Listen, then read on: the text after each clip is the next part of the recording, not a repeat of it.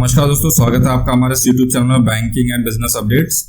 दोस्तों, आज के इस वीडियो के अंदर हम बात करेंगे AIBRF के जनरल सेक्रेटरी के द्वारा लिखे गए इस लेटर की। दोस्तों, ये काफ़ी डिटेल लेटर है और यहाँ पे रिटायर्ड बैंक एम्प्लॉयज़ के जो क्यूरीज है रिगार्डिंग पेंशन अपग्रेडेशन की, उन सबका यहाँ पे क्लेरिफिकेशन देने की यहाँ पे कोशिश की गई है। तो यहाँ पे इस लेटर को देखें, पेंशन अपडेशन इन RBI, यानी RBI में किस प्रकार से ये पेंशन अपडेट हुई है। गवर्नमेंट ने एक नोटिफिकेशन जारी किया था 5 मार्च 2019 को, जिसके तहत जो है पेंशन अपग्रेडेशन को अप्रूवल मिला था। और यहाँ पे देखिए, पेंशन अपग्रेडेशन के लिए जितने भी रिटायर्ड एम्प्लॉयज हैं RBI के, उनको 5 ग्रुप्स के अंदर यहाँ पे डिवाइड कर दिया गया है। अब ये 5 ग्रुप कैसे बने, यहाँ पे देखिए, ग्रुप A, B और C ये मिलके एक ग्रुप हो गया, फिर second, third, fourth and fifth. तो इस तरह से ये 5 ग्रुप के अंदर सारे जो रिटायर्ड एम्प्लॉयज हैं RBI के, उनको डिवाइड कर दिया गया। अब नेक्स्ट देखिए, DNS relief for all the groups after updation will be calculated on CPI index 4440। ये CPI इंडेक्स 4440 इसलिए है क्योंकि इनका अपडेशन आफ्टर 10th BPS हुआ था और बिफोर 11th BPS हुआ था, इसलिए यहाँ पे जो CPI इंडेक्स है 4440 लिया गया है। From February 2019 onwards, the rate of DA will be 61.1%। जो DA रेट है सारे रिटायर्ड एम्प्लॉयज की, वो फरवरी 2019 से कितना हो गया था, 61.1% हो गया था। आगे देखिए, यहाँ पे ग्रुप इन्होंने सिंपल एक इंक्रीज इन पेंशन और अपडेशन का एक एग्जांपल ले रखा है for the retired employees who fall under the group D, E and F। अगर यहाँ पे बेसिक प्रेजेंट जो है इनकी 100 रुपीज यहाँ पे लिया है तीनों के अंदर। DA रेट 312, 206, 152 रेस्पेक्टिव बायपाटा सेटलमेंट का DA रेट लिया है और टोटल यहाँ पे हो गया 412, 306, 252 रुपए। अब अपडेटेड बेसिक, अब इस अपडेटेड बेसिक यानी ये जो बेसिक है ये कैसे अपडेट होगी, तो ग्रुप D का अगर हम देखें यहाँ पे, तो ग्रुप D के अंदर 3.36 टाइम्स है, तो यहाँ पे ये होगा, यहाँ पे इसको मल्टीप्लाई करा 3.36, यहाँ पे 363 हो गया। सिमिलरली ग्रुप E के लिए यहाँ पे कितना था, 2.44 हो गया। ग्रुप F के लिए 1.76, तो ये 176 हो गया। ओके, ये कितना यहाँ पे 61.10%, तो इंटू 61.10%, तो इक्वल टू कितना आ गया यहाँ पे, ये DA आ गया। तो टोटल पेंशन कितनी बनी, basic plus DA is equal to इतना, जो टोटल इंक्रीज हुआ है यहाँ पे शो हो रहा है और टोटल परसेंटेज ऑफ इंक्रीज यहाँ पे शो हो रहा है। तो इस तरह से जो है RBI के अंदर ये फॉर्मूला फिट किया गया था पेंशन अपडेशन के लिए। अब यहाँ पे देखें, logic consider for arriving updation formula, यानी ये अपडेशन फॉर्मूला के पीछे क्या लॉजिक है। तो पहला पॉइंट है, CPI eight which DA was merge in the last settlement. Last settlement यानी प्रेजेंट सेटलमेंट, जब RBI का पेंशन अपग्रेड हुआ था उस वक्त 10th बायपाटा सेटलमेंट लागू था। तो उससे पहले जो सेटलमेंट था कौन सा था, 9 BPS था, और 9 BPS के अंदर कितना DA मर्ज हुआ था, 2836। तो यहाँ पे ये 2836 हुआ था। CPI at which DA was merged in present settlement। present settlement यानी कि 2019 की बात है और 2019 में 10th BPS जो है आपका एप्लीकेबल था, तो उसके अंदर कितना मर्ज हुआ था, 4440। डिफरेंस बिटवीन 2 CPI, इन दोनों के बीच का डिफरेंस जो कि है 1604। अब CPI अपॉन स्लैब यानी 1604 अपॉन 4, जो कि आएगा आपका 401 slab. Rate at which DA being paid पर slab and that is 0.15%. So 0.15 per slab is equals to 60.15%.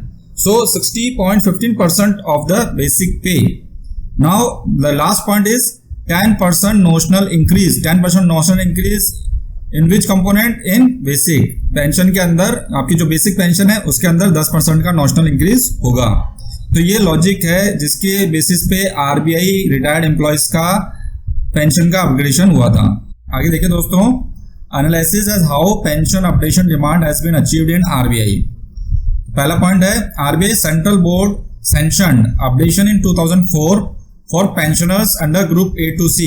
यानी RBI ने वो एम्प्लॉय जो ग्रुप A to C यहाँ पे देखें, ये हमारा ग्रुप A to C है, A, B और C। इस ग्रुप के अंदर जो पेंशनर आ रहे थे, RBI के सेंट्रल बोर्ड ने का अपडेशन जो है 2004 के अंदर सैंक्शन कर दिया था। Okay, now despite government of India objection against sanction of the updation for pensioner, under group A to C payment continue through court intervention. यानी ये पेंशन जो इस पर्टिकुलर ग्रुप के जो रिटायर एम्प्लॉयज थे उनका पेंशन अपग्रेडेशन आरबीआई ने sanction कर दिया था, लेकिन उस पर गवर्नमेंट का ऑब्जेक्शन था। उसके बावजूद भी जो है इस पर्टिकुलर ग्रुप के पेंशनर को कोर्ट के इंटरवेंशन से वो पेंशन यहाँ पे उनको मिल रही थी। Simultaneously retired organisation in RBI with the support of employee officer unions raised demand of pension updation to all pensioners along with each wage settlement from time to time। Next point देखें, employee officer union extended full support to the demand and gave call of strike and mass casual leave from time to time to put pressure on the government RBI। RBI management also extended support to the demand and successive governor to took up the issue of pension updation with finance minister, finance secretary from time to time। This historical success could be achieved because of the combined effort of retiree organization, employee organization and support of the management। It is the victory not only for RBI pensioner but for entire financial sector। This achievement has given new hopes and confidence to the bank retirees to achieve the demand of updation। So it is the classic example of achieving success through organizational efforts। RBI retirees showed unity, patience and maturity in achieving the demands। With this achievement, updation is likely to become regular feature in RBI and banking industry। तो यहाँ पे देखा, यहाँ पे इन्होंने बताया है कि किस तरीके से आरबीआई के जो पेंशनर है उन्होंने पेंशन अपग्रेडेशन यहाँ पे अचीव करी थी। Now the next point is present status and ground realities in banking industry on the demand of pension updation. तो फर्स्ट पॉइंट है इसका, pension updation as core demand of bank retirees for last several years। AIBRF has been vigorously pursuing the demand since 2005। UFBU, United Forum Bank Union and its constituents include this demand in their charter of demand and support it during wage negotiation। However, we feel that so far it has been not raised with all seriousness। यानी UFBU ने जो pension upgradation की जो demand है वो जरूर अपने charter of demand के अंदर शामिल करी है, लेकिन उसको इतने सीरियसली नहीं लिया है, जिसके कारण ये डिले हो रहा है as per the general secretary of AIBRF। But of the late we find that unions are showing increasing commitment to resolve this demand in the ongoing wage settlement. One major union has now made condition before IBA to discuss and consider updation to resume talks on wage negotiation। जैसा कि last video के अंदर हमने बताया था कि AIBA ने यहाँ पे एक सर्कुलर जारी करके बताया है कि जब तक जो पेंडिंग इश्यूज है 5 day banking, pension updation, pension improvement, जब तक वो पूरे नहीं होंगे तब तक 12th बायपार्टिसन सेटलमेंट का wage revision negotiation talk start नहीं होगा। However, major hurdles in the direction of achieving updation demands are 100% DA for pre-November 2002 yet to be resolved, some cracks seen in UFBU functioning, effective rapport on the issue is yet to be achieved with UFBU and its constituents। IBA support is most crucial। IBA has so far been reluctant to consider the demand in the name of the fund constraint and requirement additional provision। Various fringe groups, individuals remain active in social media whose uncontrolled expression has potential to vitiate atmosphere। Many court cases on updation and related issues filed by individual retirees organization pending in courts and their outcome may become big threat in achieving the demand। तो यहाँ पे ये कुछ points है जो यहाँ पे show करते हैं ground realities of pension upgradation demand. अब नाउ नेक्स्ट पॉइंट है whether RBI formula sanctioned by the government is acceptable to AIBRF for bank pensioners। On the basis of above analysis, we find that under RBI formula sanctioned by the government has the following favorable features।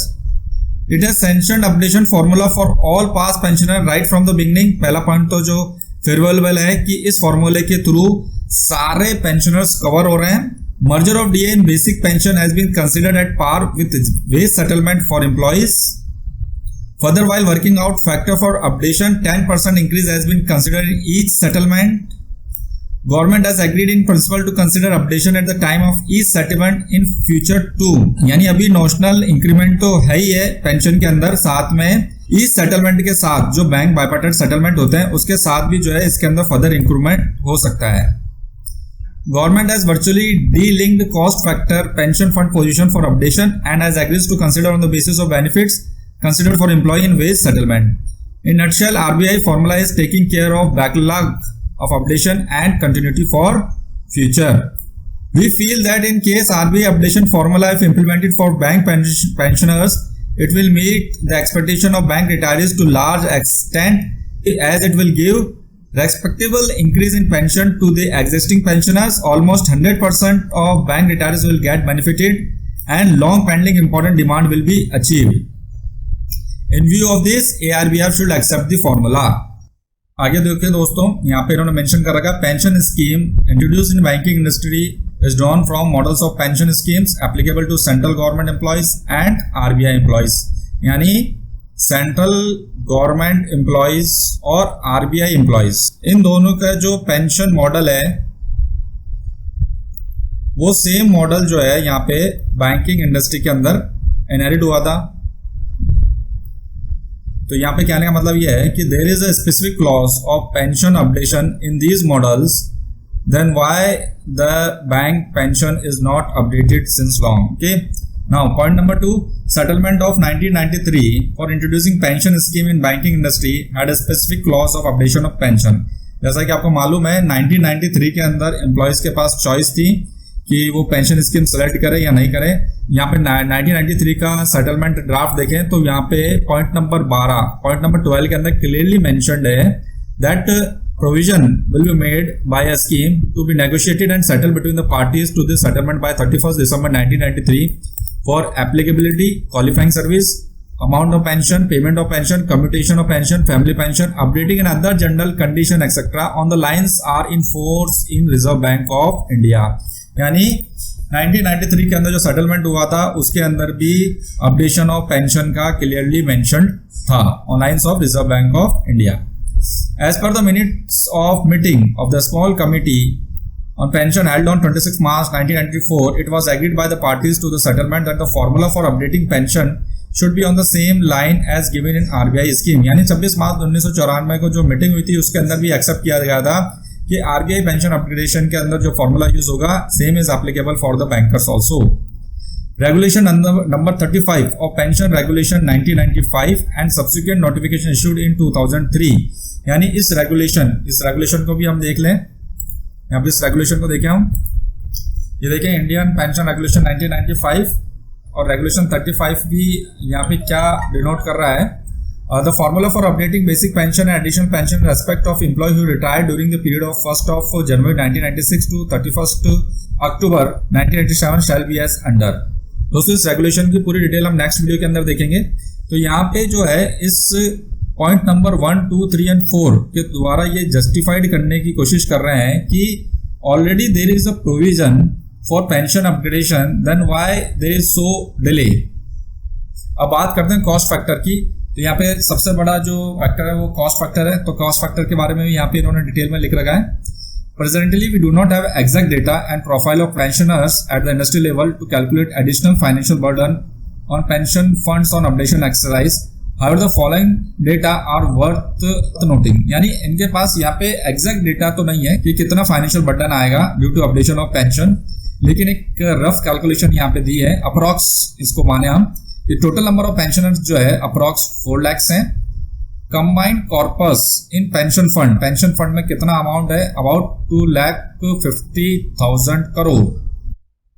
Annual outflow of pension liabilities about 9,500 crore. यहाँ पे देखिए ये 9,500 करोड़ है। तो इसके basis पे अभी corporate fund में कितना लोड आ रहा है, यहाँ पे देखिए 3% का लोड है यहाँ पे।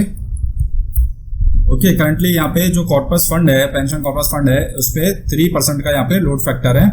अब now annual additional burden on updation 15% about 1,450 crore. तो यहाँ पे ये 1,450 करोड़ है। तो जो एडिशनल बर्डन कितना आएगा वो कैलकुलेट कर रहे हैं हम उस पर। तो इन दोनों को ऐड करा हमने, यहाँ से परसेंटेज निकाला। तो एडिशनल जो यहाँ पे परसेंटेज बर्डन आएगा ऑन कॉर्पोरेट्स आफ्टर अपडेशन वो है 4.38 और जो टोटल बर्डन आएगा कॉर्पोरेट्स पे वो अप्रॉक्स 7.35 या 7.38 के आसपास आएगा। तो यहाँ पे ये लोड फैक्टर भी इन्होंने कैलकुलेट करके बताया है। आगे इन्होंने लिखा है following other important facts to be noted in support of our demand of updation need to be noted.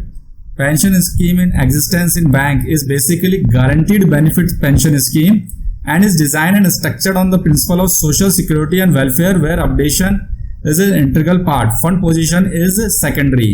तो यहाँ पे ये लिख रहे हैं कि जो पेंशन स्कीम है बैंक के अंदर वो गारंटीड है और वेलफेयर स्कीम के अंदर आती है। तो जो फंड पोजीशन है वो उसका सेकेंडरी पार्ट है, यानी उसके बेसिस पे आप जो है इसका अपडेशन रोक नहीं सकते हो।